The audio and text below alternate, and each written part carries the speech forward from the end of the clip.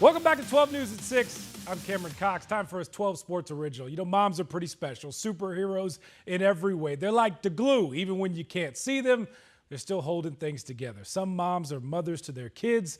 Others are mothers to others. For 4 decades out at ASU, mom is a great title for their longtime tennis coach.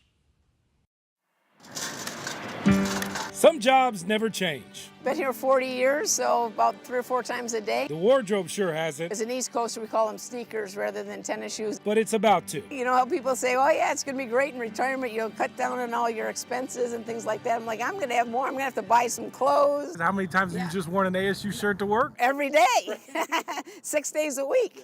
Sometimes 7. Hi, Sada. This is every day, the past 40 years for ASU women's tennis coach Sheila McInerney. A couple more, I'll give you a little break. But finally, the final day is coming. Sheila, as she lets her players call her, is retiring in June. You know when it's time. I mean, 40 years, you know, I'm no spring chicken. I feel like I am, but, you know, moving into a new conference, I think it's sort of a good time to transition out. 40 years worth of games, sets, and matches, known for her competitiveness. Like, remember we lost it, you threw the water bottle against the wall in the tea room? Like, I don't remember. They were laughing at, you know. I like that open stance there.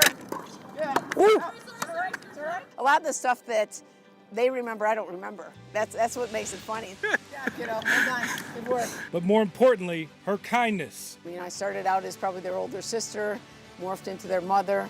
Now I'm actually the age of some of their grandparents, so maybe that's like the time to like, okay, Sheila. Day one on the job back at ASU was in 1984. Storage areas used to be our team room.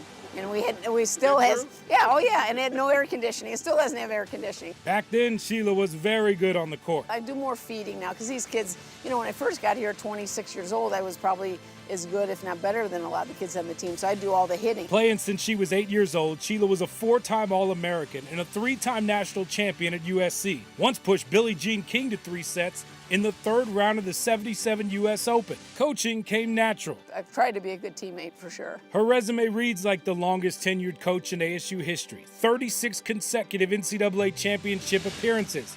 But this is her legacy. Just really good kids for 40 years, you know. So a lot of texts from them the last day or so. But it's been great. Sheila doesn't have any kids of her own, but she's got 40 years of mom experience. All my kids are having kids, you know. I think it's been 25 weddings over the years.